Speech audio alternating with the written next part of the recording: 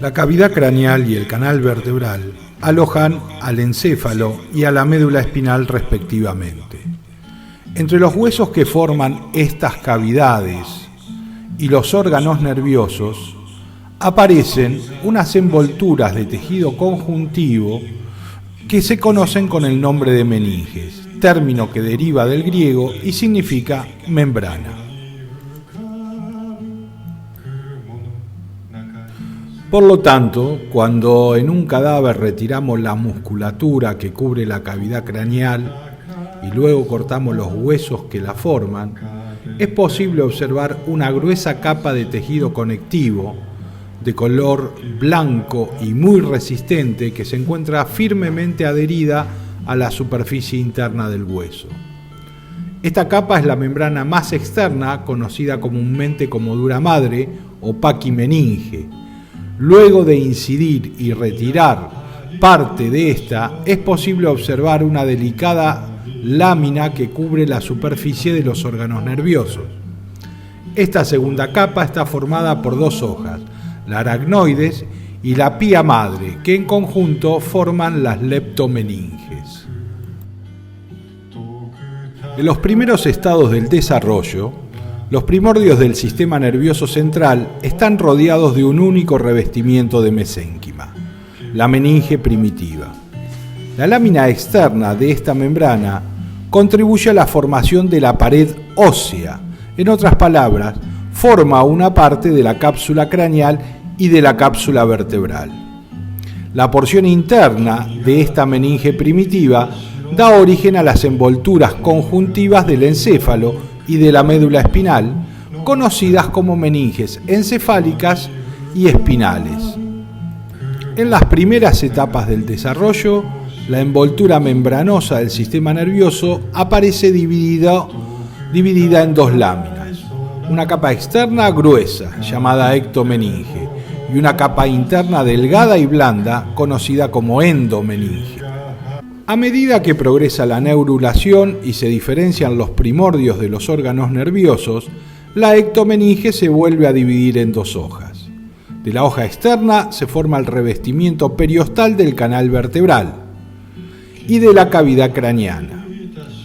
Pero, por otro lado, la hoja interna evoluciona para formar el verdadero recubrimiento conectivo y fibroso del sistema nervioso, que por su aspecto y consistencia se ha denominado paquimeninge o dura madre.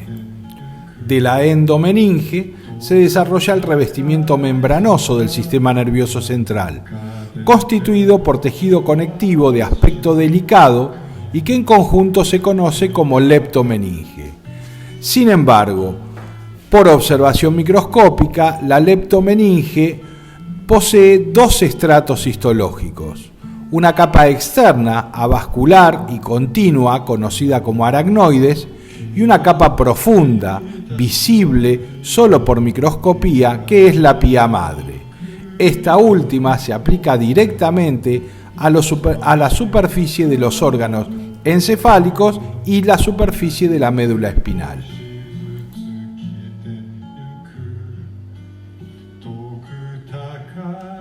Sintetizando, así como muestra la imagen, las meninges son láminas de tejido conectivo que envuelven a los órganos del sistema nervioso central y también las raíces de los nervios espinales y craneales.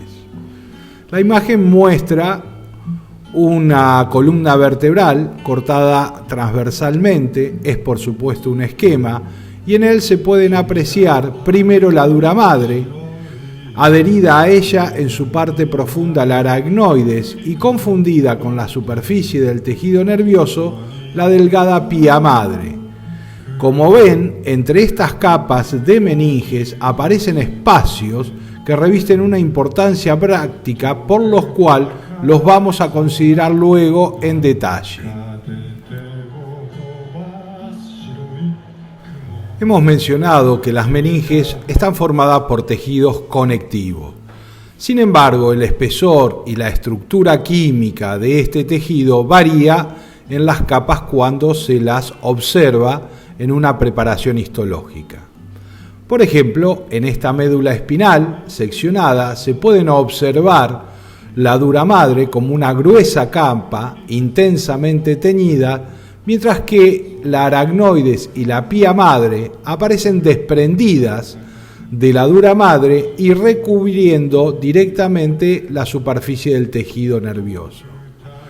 Sin embargo, cuando hacemos un corte y lo sometemos a una coloración de hematoxilina y eosina, se puede observar lo gruesa que es la dura madre y la disposición fibrilar que tienen las fibras de colágeno. Muy adherida a ella aparece la aracnoides, que posee pequeñas trabéculas que se proyectan hacia la profundidad para contactar con la pía madre. Es justamente entre esas trabéculas aracnoideas que quedan unos espacios que van a estar ocupados por el líquido cefalorraquídeo. Ese espacio es el espacio subaracnoideo. Finalmente, sobre la sustancia blanca de la médula espinal, en este caso, se observa una delgada capa muy fina, prácticamente formada por un solo estrato celular, que es la pía madre. Las meninges poseen la misma estructura y organización anatómica, tanto en la cavidad craneal como en el canal vertebral. Sin embargo, se observan importantes diferencias en la disposición de la dura madre. Mientras que en la cavidad craneal la dura madre adhiere firmemente al periósteo, en el interior del canal vertebral esta membrana fibrosa se encuentra separada del periósteo por un espacio de tamaño variable según la especie y la región corporal.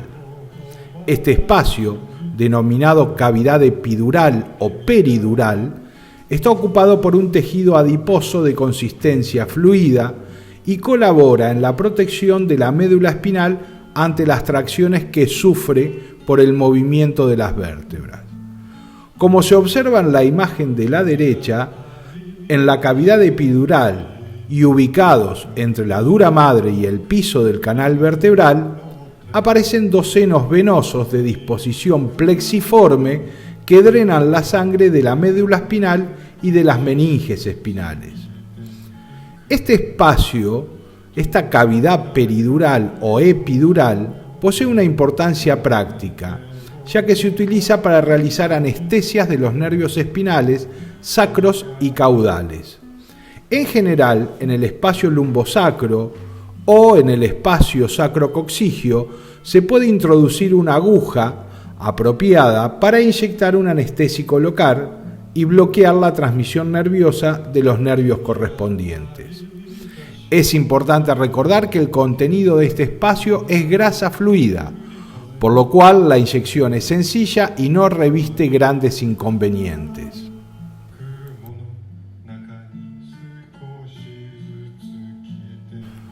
Otro detalle que se observa en las meninges espinales es la formación de unos delicados ligamentos que se proyectan desde la superficie lateral de la médula espinal hacia los laterales de la dura madre.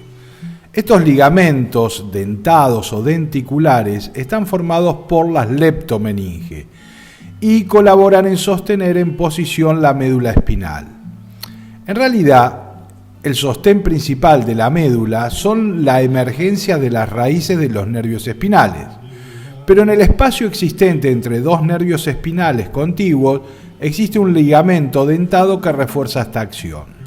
La imagen y el esquema que la acompaña de la médula espinal de un equino, en la cual se seccionó longitudinalmente la dura madre, muestra claramente la formación de las raíces ventrales de los nervios, que están marcadas con un acrílico naranja, y cómo las meninges recubren estas raíces. También se puede observar entre ambas emergencias de raíces unos pequeños ligamentos dentados. El extremo caudal de la médula espinal, conocido como cono terminal o filum terminal interno, es acompañado por las meninges. Sin embargo, estas se prolongan hacia caudal formando un verdadero ligamento que se une al periósteo de las primeras vértebras caudales. Esta prolongación de las meninges se denomina filum o ligamento terminal externo. En la imagen se observa la terminación de la médula espinal de un equino de 14 meses de edad, por lo tanto todavía no completó su desarrollo y se ve algunos segmentos terminales de la médula espinal ingresando en el hueso sacro. El filum terminal de la médula espinal se observa sobre el cuerpo de la primera vértebra sacra, mientras que la dura madre, acompañada por las leptosmeninges, continúa hacia caudal como filum terminal externo. En el esquema de la derecha se representan las mismas estructuras que mencionamos previamente, y también es posible observar los dos espacios, el lumbosacro y el sacrocaudal, en donde normalmente se realiza la anestesia epidural en algunas especies de interés veterinario. En la cavidad craneal, las meninges que cubren el encéfalo tienen algunas diferencias anatómicas con la organización observada en el canal vertebral. Uno de los datos más importantes es que la dura madre adhiere firmemente al periósteo de los huesos que forman la cavidad, de manera que no existe una cavidad epidural, como la que veíamos sobre la médula espinal. Además, forma pliegues que se introducen separando los órganos del encéfalo. En la imagen se puede observar el encéfalo de un bovino que ha sido extraído con las meninges y que está seccionado en el plano mediano. Es evidente la aparición de un pliegue de dura madre, conocido como la hoz del cerebro, que se encuentra entre los hemisferios cerebrales.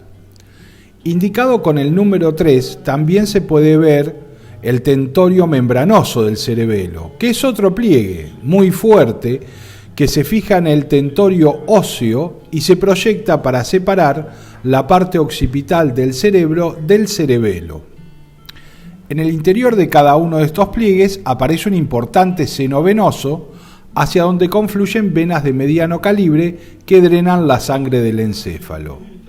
También, si se detienen a mirar la parte dorsal de la glándula hipófisis, aparece un fuerte pliegue de dura madre que a la manera de un diafragma separa la glándula y los senos cavernosos que la acompañan del piso del diencéfalo. En la imagen de la derecha se esquematiza la disposición de las meninges encefálicas. La dura madre, bien adherida al periósteo y formando en algunos sectores pliegues de doble pared que contienen los senos venosos. La aracnoides, que pasa como un puente sobre las anfractuosidades de la superficie de los órganos nerviosos, forma el espacio subaracnoideo por donde circula el líquido cefalorraquídeo, y en ciertos lugares va a formar cisternas, como la cisterna cerebelo-medular o cisterna magna, que en el cerebro de bovino se indica con el número 3. Para resumir las diferencias más importantes que encontramos entre las meninges encefálicas y las meninges espinales, y tomando como base esta excelente imagen de un encéfalo del ser humano, donde se puede observar de un lado la dura madre retirada y del otro lado prácticamente intacta, tenemos que citar: primero, no existe espacio epidural. Aquí la dura madre se adhiere firmemente a los huesos del cráneo. Segundo, esta dura madre también proyecta tabiques hacia el interior de la cavidad que en algunos casos están separando los hemisferios cerebrales, como la hoz del cerebro, o el cerebro del cerebelo a partir del tentorio membranoso del mismo. Esos pliegues, que son de doble pared, contienen en su interior un seno venoso, como se puede observar claramente en la imagen. Y finalmente, refiriéndonos a las leptosmeninges, el espacio subaracnoideo va a tener en algunos sectores dilataciones conocidas como cisternas. ¿A qué nos referimos cuando hablamos de sistema ventricular y qué importancia tiene esto? Bueno, Dentro de los órganos encefálicos existen una serie de cavidades conocidas como ventrículos.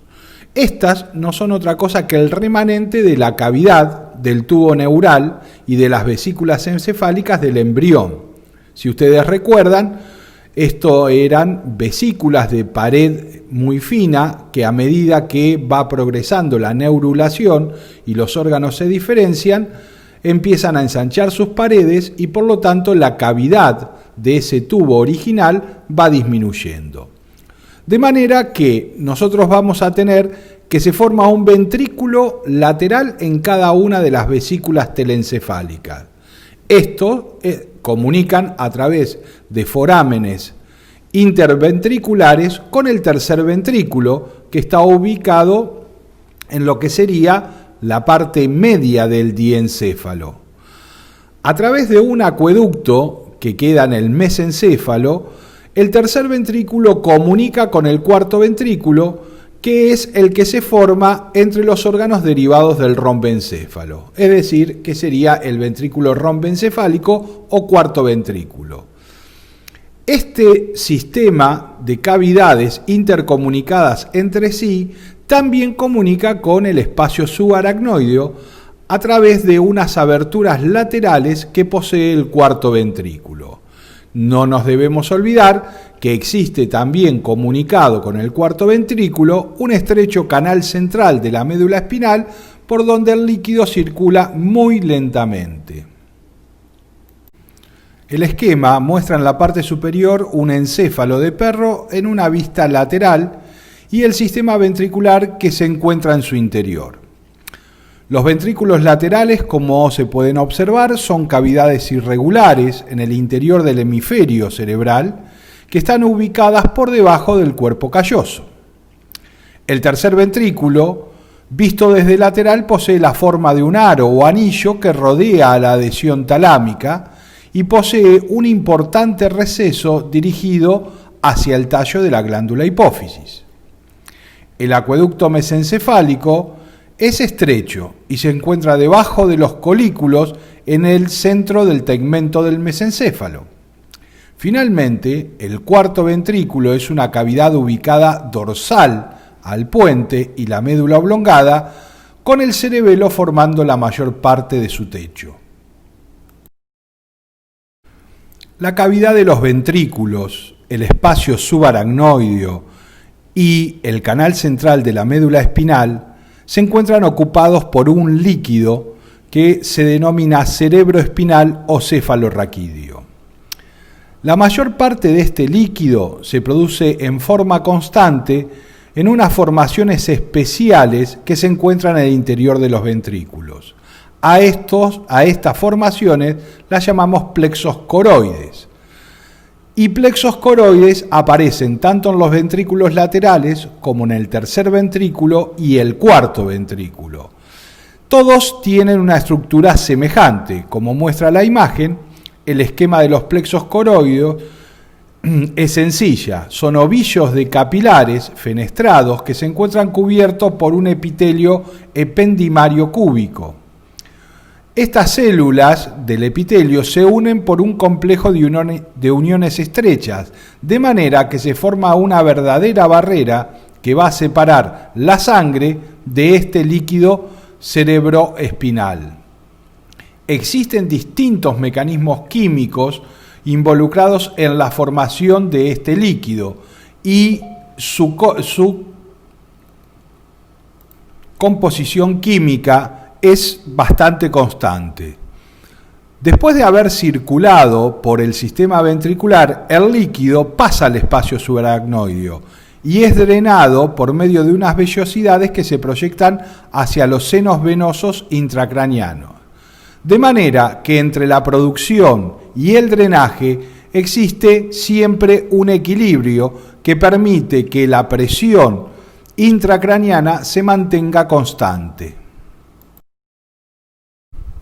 En esta sencilla animación se puede observar el espacio subaracnoideo que cambia de color y en este lugar está alojado gran parte del líquido cefalorraquídeo.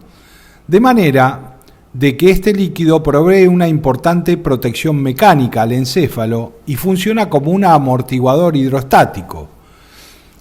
De esta forma, el encéfalo, cuando sufre aceleraciones y desaceleraciones en su desplazamiento, no se producen cambios en la presión sobre el tejido.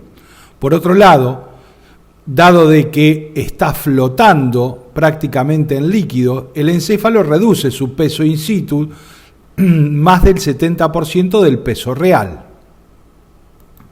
También se ha indicado con un cambio de color la ubicación de la cisterna cerebelo-medular o cisterna magna, porque es uno de los puntos que al cual se puede acceder para la obtención de líquido cefalorraquídeo, ya que este es una importante ayuda para el diagnóstico de enfermedades neurológicas.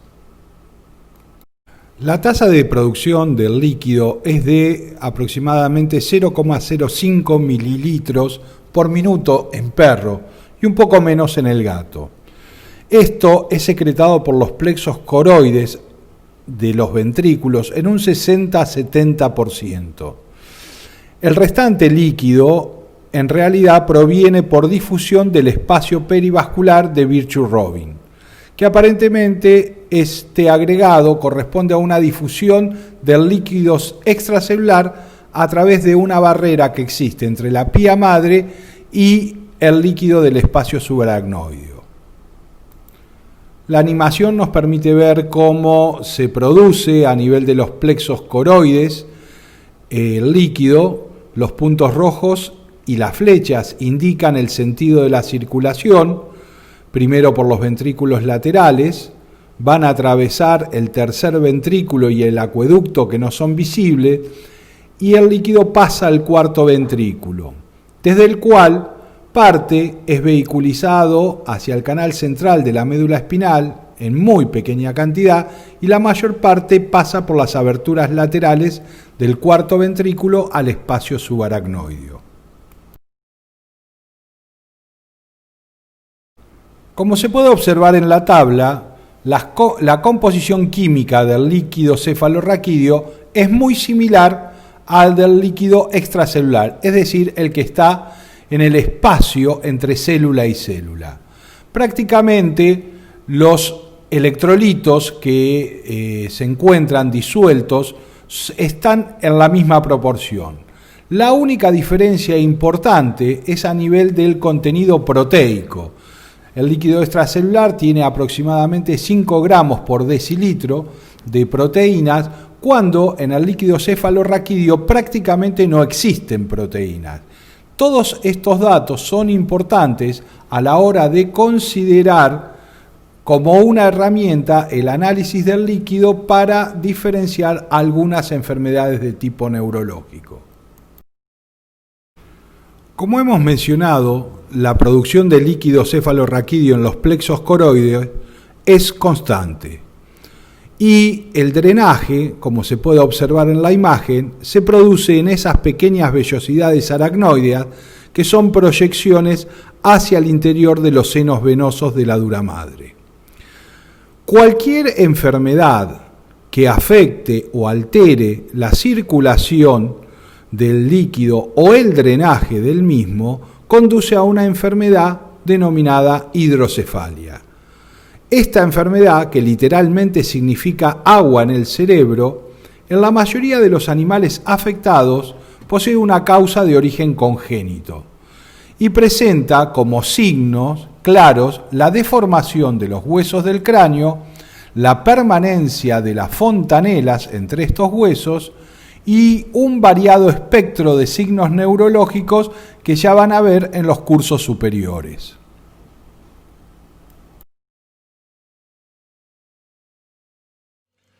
En esta preparación de un encéfalo bovino seccionado en el plano mediano, se pueden observar las partes del cerebro, del tronco del encéfalo y el cerebelo, y cubiertas todas estas estructuras por las meninges.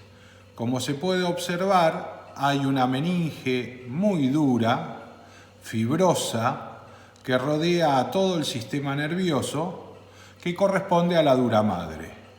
Desprendida, porque es un cadáver formolado, aparecen las leptomeninges, como se pueden observar ahí, la aracnoides adherida a la pía madre, que a su vez se fija fuertemente a el tejido nervioso.